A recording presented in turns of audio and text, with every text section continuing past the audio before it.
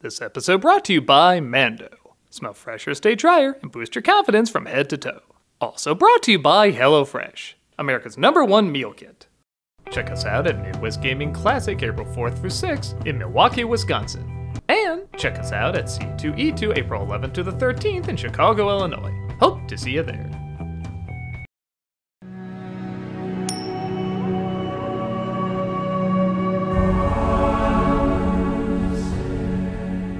Hello, I'm the Nostalgia Critic. I remember it so you don't have to.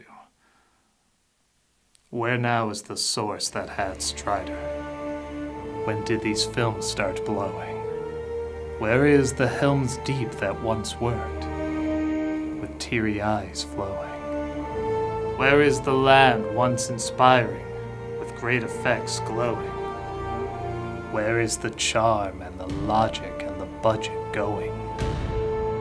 They have passed like piss in the toilet, like a fart in the men's room. These films have gone down like a pest drawn to greedy lights of Mount Doom. Who shall gather the smoke of past dead scripts burning, or behold the de-aged Legolas returning? How did it come to this? Anyway, this is the Hobbit movies.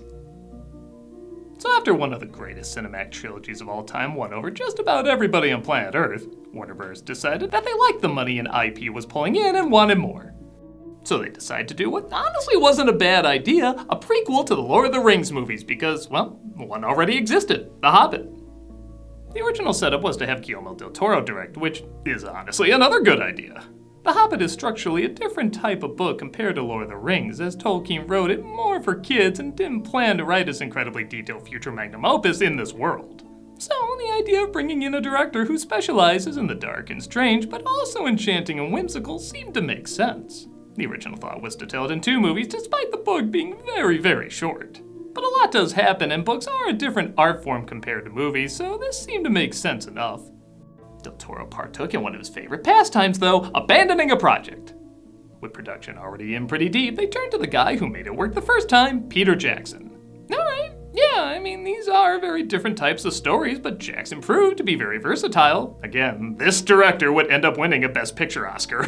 Who's the dirty person who did the great big stinky poo that's blocking up the toilet? So it seemed like it could work.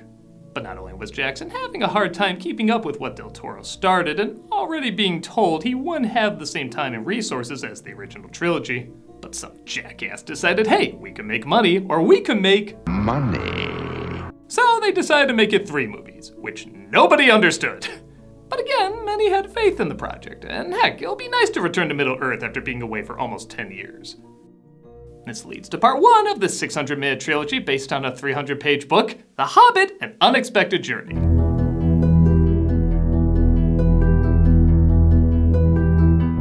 So, okay, as much as I'm making fun of how much this trilogy was bad and unnecessary and a greedy corporate cash-in, I'll be honest, I love the hell out of this first one. As much as Return of the King? No. As much as Two Towers? No. But, hot take, I actually like this film more than Fellowship. Even though I totally acknowledge Fellowship is probably a better made movie. Again, it's hard to get angry at the problems of Fellowship because, like I said, it was a proof of concept film. It needed to get as many people on board for this trilogy as diligently as possible. As the films went on, though, audiences became more and more accepting that more time was going to be needed to make these stories as epic as they need to be. So when The Hobbit came around, there was less stress to prove itself worthy so it could take its time. Which is perfect for what a story like The Hobbit needs. Smash the wine on every door, dump across the boiling bowl, pound them up with a thumping bowl. It's more laid back, it moves slower, it allows you to feel like you can breathe in this world and not squeeze in as much information as possible. You know how they cut Tom Bombadil out because they said he just wouldn't fit in the original trilogy? He would totally fit in this film. It's more relaxed and allows you to move at a slower pace. Now some may say, maybe it does a little too much of that. The story centers around Bilbo, now played by Martin Freeman, who's randomly approached by Gandalf saying he could use him to help a dwarf named Thorin, played by Richard Armitage, and his team of 12 other dwarves to get back their mountain of gold which was stolen from them by a dragon named Smaug. Can I help you? I'm looking for someone to share in an adventure. It'll be very good for you, most amusing for me. And while yes, there's certainly other things that happen in the story, that's the main gist of it, and for the most part, it doesn't lose track of that. The film has to mix the complicated world building of Lord of the Rings with the simple world building of The Hobbit, despite them both taking place in Middle-earth. And in my opinion, it mixes a lot better than it has any right to. I complained over and over how the editing felt too rushed in Fellowship, so it was hard to feel like you were really in this world with these characters. A world and characters people praised for years felt very real in the books. And again, I get it, you have to travel from place to place and introduce all these characters while not having the same amount of time you usually would have in a book. This film goes the opposite direction though. When you go somewhere, you're there for a while, and it lets you sink in as much atmosphere as possible. You don't catch the tail end of a song, you get to hear the whole song. The winds were moaning in the night. You don't cut back and forth between a battle of wits with Gollum and Bilbo and something else. You're allowed to see the entire battle of wits. What have I got in my pocket? Answers! Wrong. Guess again. Now granted, a lot of your enjoyment is gonna rely on how much patience you have for this. I love Middle-earth, I love these characters, and so much of what people like about Tolkien's writing is that it engulfs you in the world he creates. And that's what I get out of this one. Even the additional stuff added to the story works okay for me. I don't mind giving the dwarves a big bad orc chasing them down. I mean, most of the movies have a big bad orc in them. The conversation between the elves and wizards is pretty cool to see, and we get a better idea what Saruman was like before he turned evil, plus why he was so trustworthy. And I like Bilbo has to choose to go on his adventure. He goes back and forth on it, and at first he turns it down, but then decides maybe something like this would be good for him. It's such a simple thing, but I really think it goes a long way and adds a lot to his character. Don't stop, I'm already late! Late for what? I'm going on an adventure! Not everything works. You probably noticed a lot of the CG looks very rushed, especially the main orc and the de-aging effects. Oh, don't worry, they get even better. There's an additional climax tagged on at the end that I didn't think was needed. I mean, man, ending after Gollum gives the best scene in the movie would have been perfect. And I don't know what this guy's about. It's just a little stick insect. I just don't know what this guy is about. But honestly, and I know I'm in a minority here, this is the Fellowship of the Ring I always wanted. It had more patience, more of a gentle charm, but it also didn't shy away from having a dangerous edge as well. It'll go weird and dark in a way that I feel speaks to the kid audience it was originally written for, but also connects with adults who are used to the original trilogy. That'll do it. I don't care what anyone says, I love this flick. It's fun, it's creative, and it's a smaller story without feeling like you've been cheated out of something bigger. Overall, it looks like this series was off to a good start. Yeah, don't get used to that.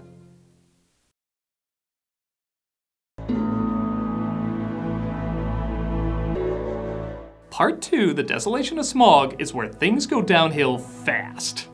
And again, I think a lot of it comes down to these had to be 3 movies. There just isn't enough material for 3, so they made a ton of shit up that clearly doesn't belong.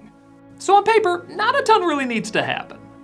Our heroes have to battle a giant spider, they escape some elves, they make it to a town just outside the mountain, and then they go in the mountain to defeat the dragon. That sounds totally doable for an 1.5-hour movie. Too bad it's over 2.5 hours long.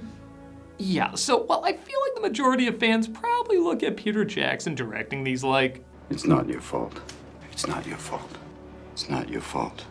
this is the one thing I can't excuse, the length of these movies. What advantage is there to have these films over 2.5 hours? A shorter film would get more screenings in theaters, hence more money, so I don't follow it.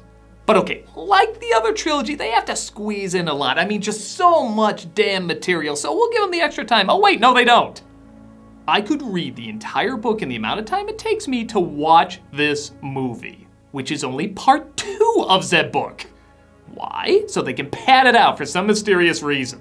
We need Freckles the elf to have her own story. Gandalf needs to journey with Tom Bombadouche to see that Sauron is back. Yeah, remember in the first film when he was so puzzled by the ring, so he went to do research and saw Mount Doom bubbling and eventually put together that Sauron's not dead?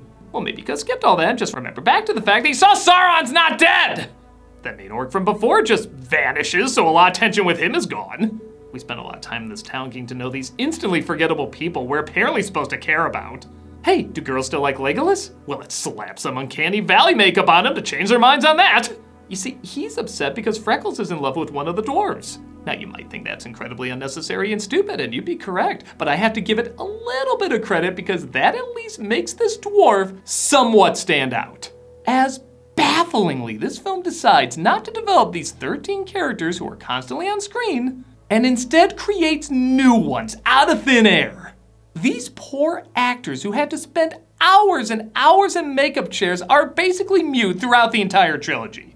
There's only 3 who are developed. Thorin, because he's the lead dwarf, Baleen, so we can know who Gimli was headbutting, and Freckles' boyfriend, who I know has a name, but that is literally the only thing that sets him apart from the others. Everyone else is furniture, and because they do so little, I start to notice more and more how distracting their makeup is. They look less like dwarves and more like inside-out Oompa Loompas. And even all this, I could forgive if it wasn't maliciously boring. Remember the spider I brought up earlier? I completely forgot that was a plot point in this until I rewatched it. The franchise with the scariest spider in cinematic history, I forgot even did another one in these movies. Almost nobody does or says anything of interest. All these great actors are giving their all for lines that you'll forget right after hearing them. And maybe the most insulting, this film is ugly. Every once in a while there's a pretty image, but going from the beautiful landscapes of the original trilogy and even the previous film to most of the shots looking like the lens was cleaned with fish guts is just not acceptable. How do we go from the angelic majesty of these vibrant mountains to a helmet cam from a Whitewater YouTube channel? It's actually pretty hard to comprehend. Now with that said, I do think there's 2 scenes that work very well, and big surprise, they're very similar to the book. One is, despite some of the camera work, the barrel chase. I think it's fun and goofy and has a lot of creative energy. Some people say this looks too silly. What is this, a kid's story? Yes. Number 2 is the scene from Smaug. Now I'll be honest, Smaug doesn't look nearly as good as what they were building up. Like, they were promoting this showing Benedict Cumberbatch in a motion capture suit. Like, this is gonna be the next Gollum. First off, it never looks like he's there. He looks like that Sean Connery dragon had a Scar-type brother. Second, Gollum looks enough like a human that you can capture a human performance with an actor. What the hell is dressing up Doctor Strange like a robo-dolphin gonna do? Ooh, that's so how Cumberbatch would move his wing. This doesn't make sense. Despite that, these 2 give really good performances here. Really capturing the somewhat playful yet still very intimidating nature of this scene. I merely wanted to gaze upon your magnificence. Do you think flattery will keep you alive? No. No, indeed.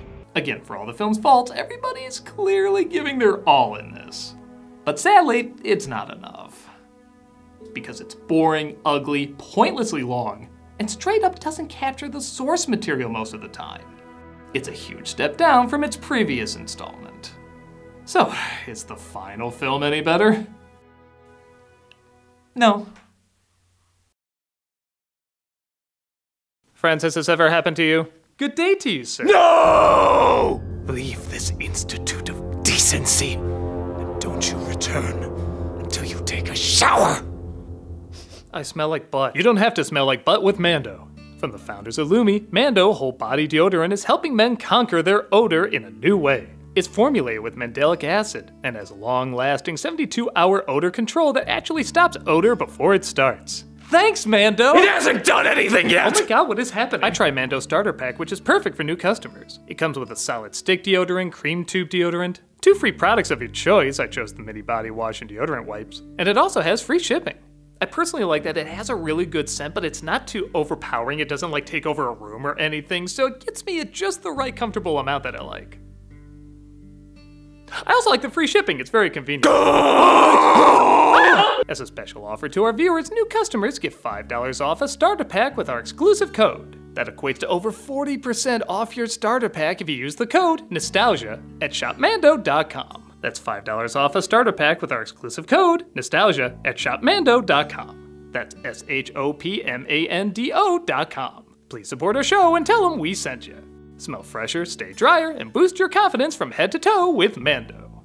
I have another question. Are you tired of finding out what's for dinner tonight? Actually, yes. Oh, good. Because you can get dinner done easily with HelloFresh. It's easy to find time to eat well with 50 wholesome, hassle-free meals to choose from each week. I especially like it because I'm not a very good cook, but it makes it so easy to follow the directions to make just amazing meals that taste so incredibly wonderful. Wow, good. Good, wow. All you have to do is follow the step-by-step instructions, and within no time, you have food that's delicious.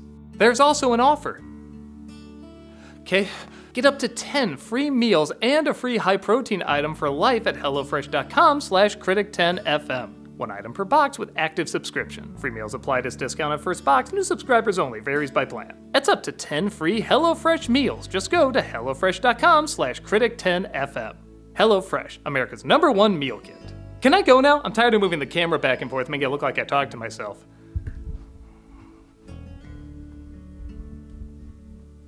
Yeah.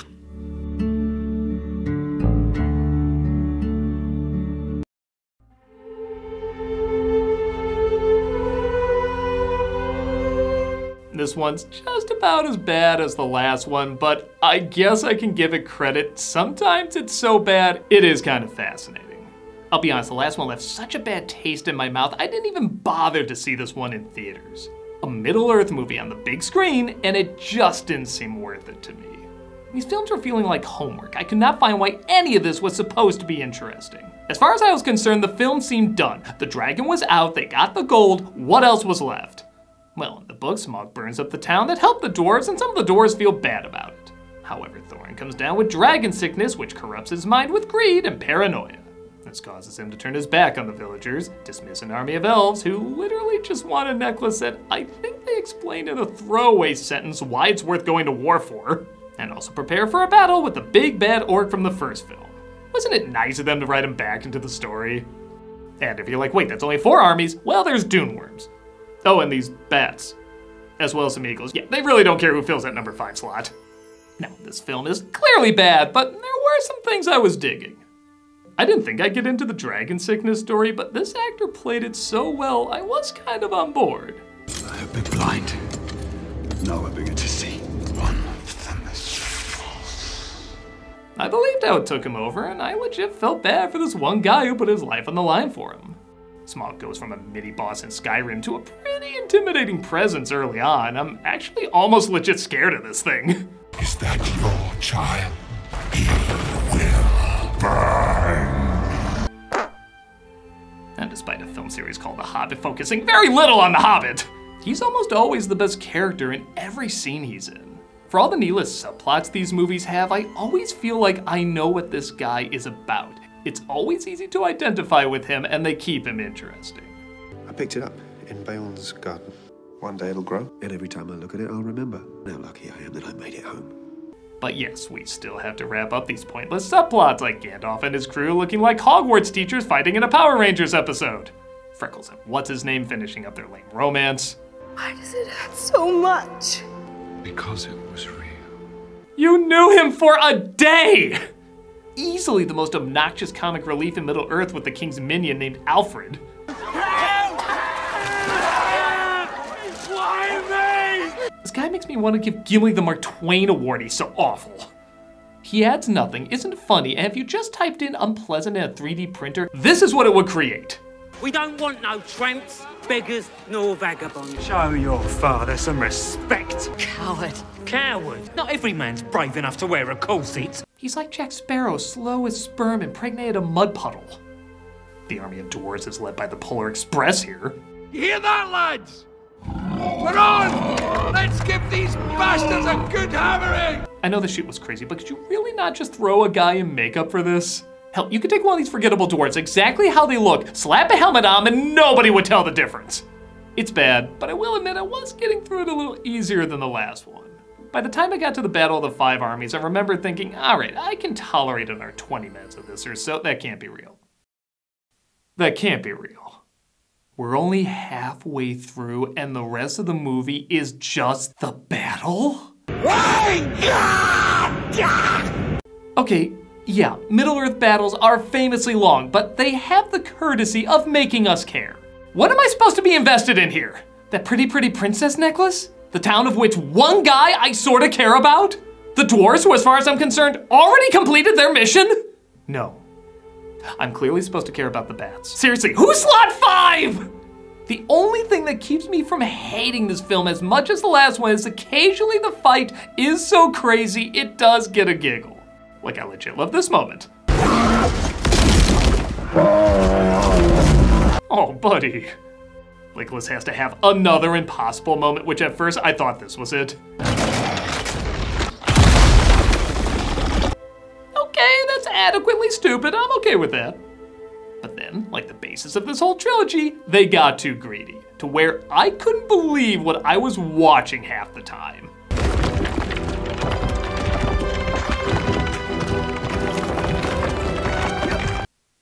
Bet you didn't know the elves were part Mario, brother.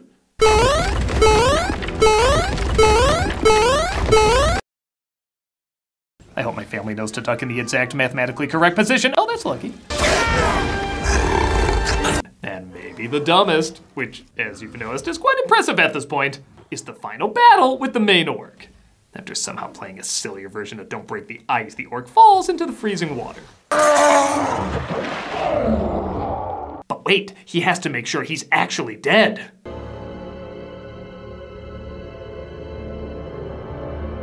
I don't think he can hurt you anymore, buddy.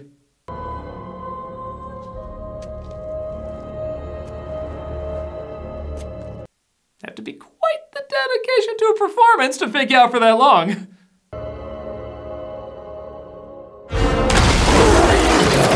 Nuh-uh. No. Christ, this is stupid. For as crazy as the crazy scenes were before, they had a loose but still consistent line of reasoning. Now, every fight is Legolas taking down an Oliphant. If science didn't exist. Even for a story that was originally supposed to be for kids, this is jumping whatever a Middle-earth shark is. These last two movies are just so bad.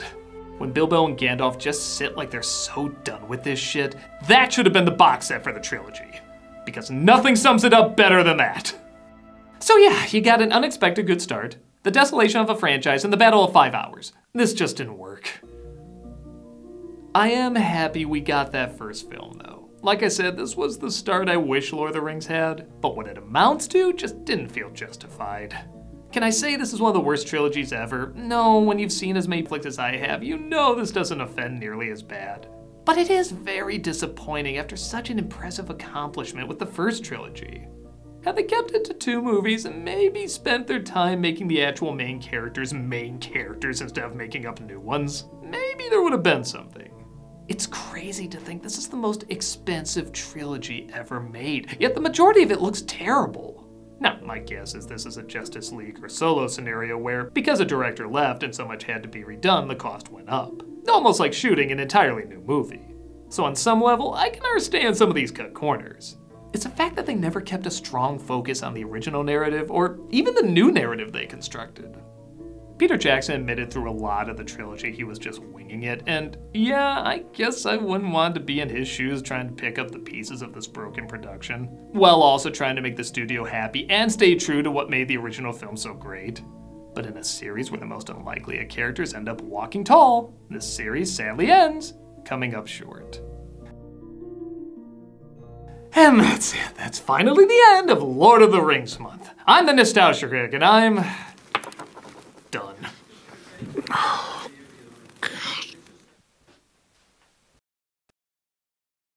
Why does it hurt so much? Because it was real. This month for Cameos for Charity, we're doing the Living Well Cancer Resource Center.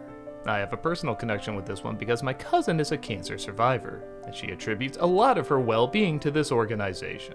Their focus is to help cancer patients and their caregivers learn the vital skills that enables them to gain control, reduce isolation, and enhance their quality of life. They've helped so many wonderful people like my cousin, and you can play a big part in helping even more. So if you want a cameo of me saying happy birthday or good luck or whatever, click on the link below and be giving to a great cause. If you're like, screw you, your cameos suck, well, consider looking at this wonderful organization anyway. I can vouch they've helped very special people in their time of need, and your kindness and encouragement can fuel their kindness and encouragement. Check them out.